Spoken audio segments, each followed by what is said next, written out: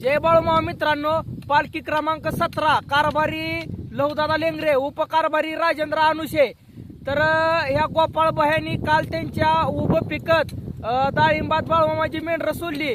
तसंच त्यांनी काल 20 ते 25 बाळूमामाच्या मेंढक्यांचा स्वयंपाक घरी बनवला आणि मेंढक्यांना जीव घातलेला आहे। आणि आज पण त्यांना त्यांच्या उभ्या पिकात 1.5-2 एकर बाजरीमध्ये बाळूमामाची मेंढरं सोडली ती।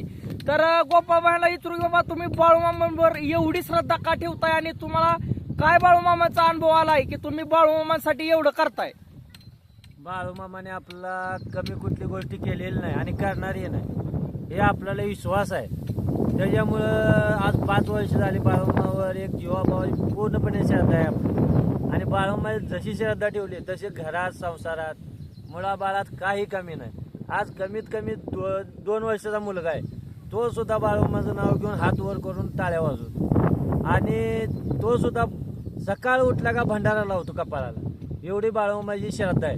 त्याच्यामुळं ही आम्ही जे करतो ते आम्ही करत नाही, आमचा मीपणा आम्ही दाखवत नाही, करतात ती करून घेतात आमच्याकडून आणि असंच आमच्याकडे त्यांनी करून घ्यावं एवढंच आम्ही विनंती करतो।